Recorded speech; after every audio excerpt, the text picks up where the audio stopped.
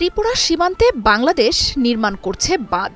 দেশের জন্য অতি প্রয়োজনীয় এই বাঁধের ব্যাপারে ভারতের আপত্তি থাকলেও তা খাটছে না এবার। দ্য হিন্দু সহ ভারতীয় গণমাধ্যমগুলোতে উঠে এসেছে সীমান্ত এলাকায় বাংলাদেশের বাঁধ নির্মাণ কাজের খবর। বলা হচ্ছে, ত্রিপুরার সাথে মৌলভীবাজার জেলার আলীনগরে বাঁধের নির্মাণ কাজ শুরু করলেও ভারতের কাছ থেকে কোনো অনুমতি নেওয়া হয়নি। এই ঘটনায় তীব্র ক্ষোভ জানিয়েছে ত্রিপুরা রাজ্য সরকার। এই ইস্যুতে বাংলাদেশের কাছে নাকি নালিশও জানানো হবে। দ্য হিন্দু বলছে, মৌলভীবাজার জেলার আলীনগরে বিশাল এক বাঁধের নির্মাণ কাজ শুরু করেছে বাংলাদেশ, যার পাশেই রয়েছে ভারতের ত্রিপুরা রাজ্যের ঊনকোটি জেলার রাঙ্গুটিয়া সীমান্ত। নির্মাণ কাজের অনেকটা অংশ সীমান্তের শূন্য রেখায় চলে এসেছে বলে দাবি করছে ত্রিপুরা সরকার। এই নিয়ে ভারত সীমান্তের কৈলাসহর অঞ্চলে দেখা দিয়েছে আতঙ্ক। ক্যামেরায় ওয়াও, স্টাইল দেখাও, Xenon X21 পারলে ঠেকাও। ত্রিপুরার পানি সম্পদ বিভাগ সহ সরকারের লোকজন বলছে, বাঁধের নির্মাণ কাজ শুরু করার আগে কোনো অনুমতি নেয়নি বাংলাদেশ।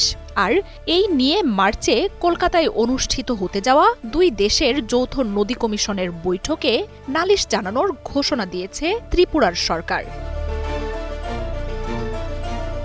বর্ষা মৌসুমকে সামনে রেখে গেল বছরের বন্যায় মৌলভীবাজার জেলার আলীনগরে ক্ষতিগ্রস্ত এক বাঁধের উন্নয়ন কাজ হাতে নিয়েছে কর্তৃপক্ষ।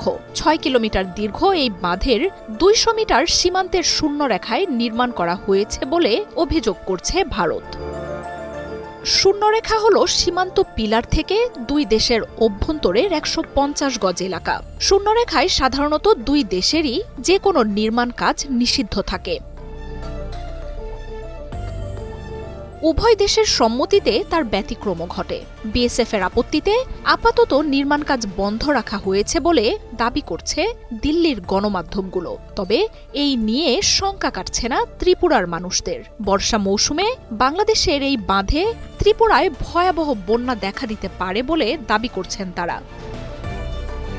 এরই মধ্যে বাংলাদেশের এই বাঁধের বিষয়ে তৎপর হয়ে উঠেছে ত্রিপুরা সরকার।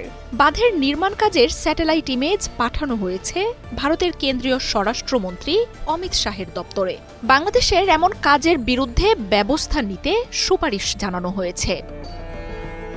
ত্রিপুরার বিধানসভায় বাংলাদেশের বাঁধ নির্মাণের বিষয়টি তুলে ধরেন কংগ্রেস এমএলএ বিরাজিত সিনহা। এই কাজের বিরুদ্ধে পদক্ষেপ নিতে প্রধানমন্ত্রী নরেন্দ্র মোদী ও স্বরাষ্ট্রমন্ত্রী অমিত শাহকে দ্রুত ব্যবস্থা নেয়ার দাবি জানান তারা।